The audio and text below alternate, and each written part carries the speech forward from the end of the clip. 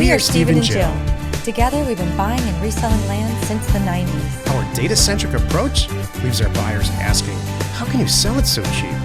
Here on the Land Academy Show, We answer that and more. Steve and Jill here. Hello. Welcome to the Land Academy Show, entertaining land investment talk. I'm Stephen Jack Butella. And I'm Jill DeWitt, broadcasting from the Valley of the Sun. Today, Jill and I talk about how to split land parcels toward huge financial success.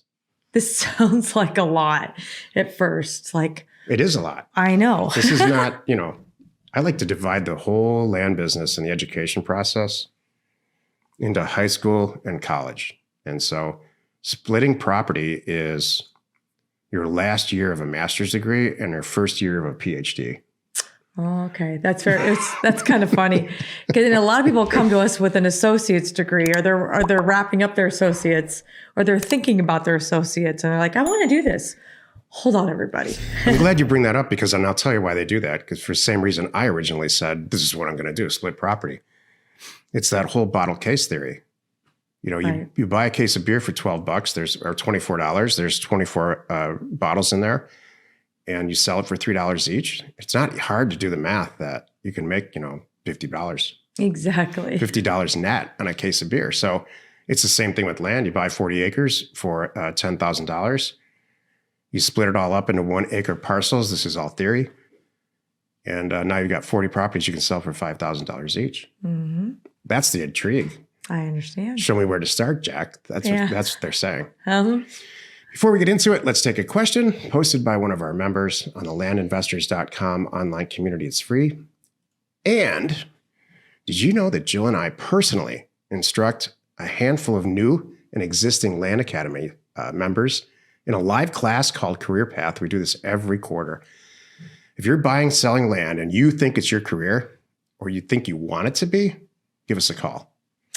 I would like to add, we are open right now and enrolling for session number 4, and it starts April 23rd. We are doing it now on Saturdays. I'm so excited.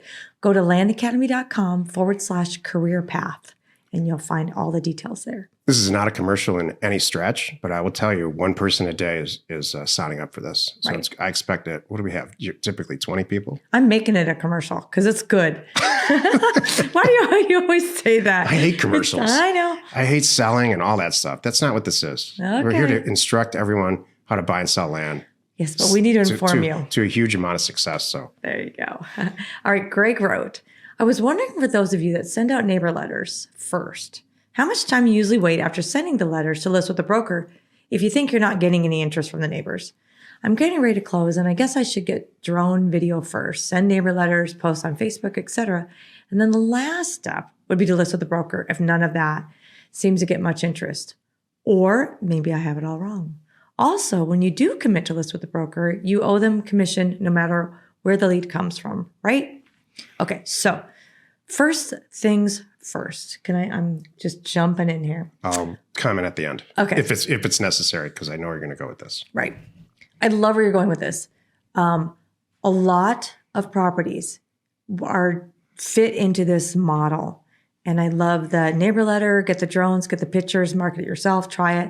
I would give it like 30 days, honestly. And if you're not getting the traction that you need to get, then you can decide, do I want to keep on working at it? Or do I give it to somebody else that are going to get on the MLS and they might have a buyer's pool, fill in the blank kind of thing. So that's what I would do, because part of it is what you're doing right now is what a good broker would do. One of their first steps would be to do neighbor letters and things like that. So I like the path that you're going down. And then the second question about a commission. Yeah, technically, if you really read the paperwork and the fine print, not only, it's very hard to prove where the leads come from. So let's just put it this way. I count on when I'm an agent, even if something I did triggered them to reach out to the agent, I'm not going to go back and, argue it and fight it. I baked that commission into it, and they're going to get paid because it's the right thing to do. I agree with everything you said here, but I will add this. Whatever you do it on every deal. Make sure it's a machine. We have, we're teaching the 3rd career path right now. We have some people in there who are very successful, but they fall in love with these properties and then they, roll around on the floor with these properties and everyone is treated like one of their children. And I really think that's not a good habit to get into. I think you should just kind of say it's a machine shop part, and you're just stamping parts out, doing the same thing over and over and over again, with very little variance in how you manage it. I understand that. My other comment is this, and Jill's going to disagree. When you buy a property and you've bought it so well and you love the property and you bought it for $30,000 and your real estate agent's already looked at it, your land person says, I can sell this in 2 weeks for probably 110 or 90 or some number like that, whatever the number ends up being. I personally, I'm not on the south side of this, Jill is. I would hire that person that day. And then I would say, oh, by the way, we're going to do a bunch of neighbor letters to try to make your job easy and pay the fee. There's trends that happen in Discord and among Land Academy members and on the Thursday call and all the spaces that Jill and I have created for Land Academy members to, including where these questions come from. To communicate. There's this trend I'm noticing over the last month or so that the real question that everyone's asking is, how do I save money? And that's what's rooted in this question too. And for the rest of the week, there's a lot of questions that are, Jack and Jill, you guys put these programs together and there's, 30 or 40 or 50 combined hours of education and maybe 60 or 50 or 60 years of combined experience that you have. But I'm going to do it my way because I'm not sure. And, I'm going to send out 800 letters just to see, even though we say adamantly, do not do that. It's a way to fail quickly. So what? No, I'm just listening. Jill's rolling her eyes. No, it's okay. This is not the place to save time or money. You're just going deeper than I was but I agree with you. Hold on a second. I agree with you. Bake it. You know what? This is the thing. You know how to buy it right. Bake all this stuff into your profit, account for it, make your life easy, and do a bunch of them. Well said. Thank you. Took me one sentence. Way faster than me. When is that ever the case? Wow. Steven just dumped 45 seconds of stuff and Jill did it in 10. And I'm not addressing this question at all. Okay. What I'm addressing is this concept. Yeah, I know you guys say this to do this, but wouldn't it be better to do this? No, it would not be better to do this. Should I do it over here like that? No, why? Well, but we've already figured. But if I get my family, it goes back to if I get my whole, hey, we're all getting together for a family reunion next month. I just figured we're going to spend Saturday addressing envelopes and save some money. Really? I had a job when I was really young. I had to lick a bunch of envelopes for some reason. And it's just. Did you get paper cuts on your tongue? I didn't get paper cuts. I just got high. Because back then it was like. They make things that you just kind of roll along the thing, Not in 1978, they didn't. Oh, okay. Gee. Today's topic, how to split land parcels toward huge financial success. This is the meat of the show. So this isn't hard math. I addressed it very early in the podcast. It's the bottle case theory. You buy a case for $24. You sell each bottle for $3 and you've made $50 net or so when you've got this case all sold out. So the same thing applies to subdividing or splitting land. Here's the deal. It's very viable. Jill and I do it all the time. I can't remember in recent professional history when she and I haven't had some split going on in our lives in the background. But not personally. Let me just back up. Yeah, let's rewrite the title. Family members. Let's rewrite the title. Yeah, that would be funny. How to split your marriage toward huge financial success. Yeah, that applies. Sorry, that's the real topic today. Oh you know what, Jill and I literally.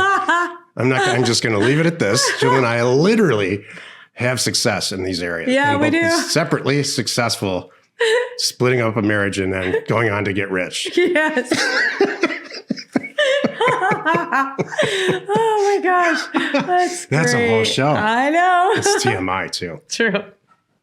Okay. That's great. Get your pen and paper out. Here's the deal. You can only do this where counties or municipalities are really, really encouraging you to do that. like waving the American flag saying, we are for freedom and we want you to be free, and split some property up. And make money in our county. Yeah. And increase our tax base. We want to be able to, we want to take one assessor's parcel number and divide it up into 5 or 6 or 10 or whatever they allow. Right. In a lot of cases, there's no limits. But what they usually say is, we're all about it. Let's just all do it together and let's do it responsibly. For instance, let's not take 4,000 acres out in the absolute middle of nowhere where there's no roads, there's no infrastructure whatsoever, and then resell it fraudulently on the internet. That's what they don't want. And none of us want that. We're in the land business. We don't want that either. We want responsible, respectful dividing. Right. And so the checklist on your checklist, number 1 is find out where municipalities encourage this and have an actual process online or that it's documented somewhere to get a parcel split. What's the first step, Jack? To take a look around. I'd say make a phone call. I think it's to take a look around on the internet and find out where there's a lot of property that's existingly for sale, land, that's all adjacent to each other. And you click on it and you'll see a plat map and you'll see in the description that the person who divided it wrote, hey, we split this property up. Then that's a real good indication. This is maybe 2 hours on Zillow. A real good indication that area encourages or allows for parcel splits. Mm-hmm. You'll be shocked. There's no rhyme or reason about what municipalities allow it and and who doesn't. Mm-hmm. Yeah, usually they have a SOP, about what has to get done. These forms have to get filed. This has to be applied for. You have to have a surveyor go out there, measure and figure out where the roads would go and how to split up the APNs and how many you can do. There's a minimum size depending on what you want to build. And you can find all this information. I'm trying to think about taking a step back. What I would think that, and you Land Academy members know what I'm talking about here, when you are getting ready to send out a mailer, one of the things we want you to do is check the county, right? See how, responsive they are. If you have questions for the recorder, do they answer the phone? Do they have an online GIS? Can you pull up back taxes online? You have your own little checklist anyway, because you don't want to send out a mailer and have it come back like, oh, shoot, now I can't get one at the county. I can't get anything done. I have so many questions. I wish I had mailed there. So part of your checklist, I would say, add this in there. You're digging around on their website anyway. You're already calling them. Add a list of things to do, like how hard is it to subdivide property in this county? And planning and zoning will be able to address your questions. Sure. And if you call planning and zoning and ask this question, hey, can you split property in your county? Do you guys allow it and encourage it? Because Jack said that on a podcast a couple weeks ago. Yeah. That their response is going to be click. Or even how many? Just hold on a second. How many have happened this year? Hold on. Yeah. What you want to do is say, I'm thinking about buying a piece of property, and here's the APN. I'm wondering if I can split it the way that the guy down the street did, and I'm happy, sir, to give you my APN and the parcel split APNs. And he's going to say, absolutely. I'm going to look those up right now for you, and we'll talk our way through it. Please have an APN in your back of your pocket. Fact-finding missions and government local employees don't mix. I don't know. I can Jillify it. Well, I can't. There's no words such as jackify it. They don't want to talk to me. They want to talk to Jill. What would jackify it look like? Jackify it would look. Is where you when you put your middle finger up and walk away. Yeah, that's jackify it. It's me drunk in the gutter and somebody walking by saying, "I guess he jackified it."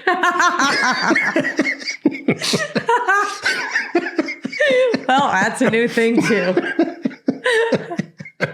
Oh my gosh. Car accident. Jackified.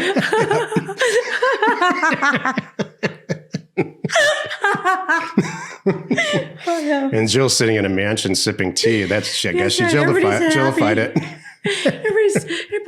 Me and everybody's just drinking tea, having a good time.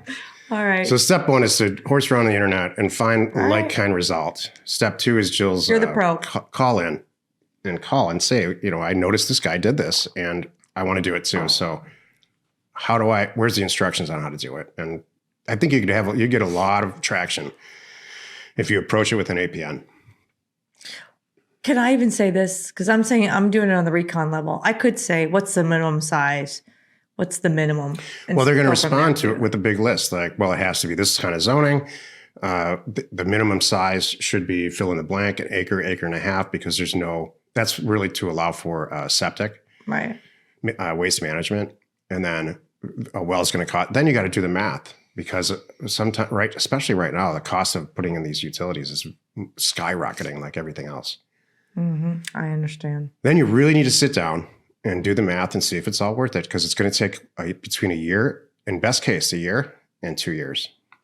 And that's why this is for the end of your career. Like, this is when you get bored. I'm going to wrap it up on this for me. This whole discussion is great. Now you've got some insight to this. You know what's possible. You have an idea where to start. We're trying to just plant this concept in your head. We're not getting detailed. This is not the place for it. We can't show you on screen. Well, we could on YouTube. We'll get to that. But the other thing is, this is for when you've already got your systems going, you're making money, this is working, that's working, you got agents over here, you got 3 different buckets of properties that you're dealing with, and you're like, what should I roll in next? That, like, even for us, we didn't start with this. It would be crazy to start with this. Talk about getting discouraged and then getting out of the business right away because you're like, oh, this is stupid. And we don't want that. That's my last point. Did you have one? And it's expensive. Like, what you want to do is cut your teeth on buying and selling land and you want to see if it's for you. And you want to see how profitable it is. You want to buy property for $30,000 and sell it for $60,000 without ever going there and just shuffling paper and doing a lot of phone work to get a deal done. Right. This is buy for $60,000, sell for $200,000 or $300,000, but it's going to take, so wherever you get that $60,000 to buy it, you might as well forget about it for at least a year, maybe 2 years. And don't forget to bake in another 50 for all the stuff you got soft going costs, surveys, and making sure that roads are in and all that. Right.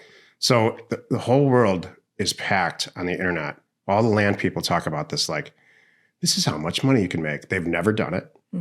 They don't have any experience in it. And if they do have experience and they're sugarcoating it, they're just not telling the truth. They're trying to sell you something. Thank you. This is the truth here. I appreciate that. Tomorrow? Thank you for joining us on the Land Academy Show 5 days a week. You can find us right here. Oh. That's okay. I can't read the teleprompter. That's all right. Tomorrow, the episode on the Land Academy Show was, I interview former career path member who's crazy successful in Florida, Josiah Ronco.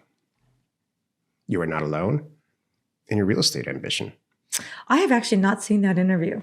It was good. Oh, good. I'm so glad. It was good. We got some new software. We use Riverside FM now instead of Zoom, so it's really clear and good. And I was kind of go back and watch. I'm curious about the content. Yeah, no, it's really. We've done interviews in the past with people who are very successful at Land Academy, but uninterested in having anything other than basic Wi-Fi, or in some cases just through the cell towers. Right. And it's hard to listen to and hard to watch, even for me. Got it. You're not telling me anything about what you talked about. You're gonna make with me Josiah? Wait? Yeah. Josiah's smashing it out of the park financially. He's got it figured out in Florida. He's deal funding on both sides. He's getting funding. He's deal funding his own for other people, and he's getting funding from other people. He's expanding out of Florida into other areas. He's great. And this is that's what I want to hear. A musician. So he's a musician. He's not. You'd think it's a former accountant or something. The way that he talks and how he's just Was he in a hammock while you were doing this? In the beginning. You got to watch this interview. Josiah's a crack up. We love him. If you need access to any sort of ownership or property details, including owner phone numbers and FEMA flood map overlays, please check out parcelfact.com or neighborscoop.com. Created by investors, that's us, for investors like you. Thank you for tuning in. Hey, by the way, we want you to know, just to make sure you heard it here, that Land Academy 3.0 is out. It's available. We lovingly call it Catching Up with Land Academy. Jack and I spent 6 months creating the most up-to-date educational program on the market to help you succeed at buying and selling land. It's new for 2022. It's got 5 hours of how-to video. And if you are already a Land Academy member, you know about this because you got it for free. So if you want more information, email support@landacademy.com and they will help you figure out if this is for you. We are Jack and Jill. Information And inspiration to buy undervalued property. We hope you found our content valuable and we appreciate your support. If you have not already, please check out our channel and hit the subscribe button. And your comments and suggestions help us to create the content you're here for. Hitting the like button helps to support our channel's algorithm and gauge your interest for future shows.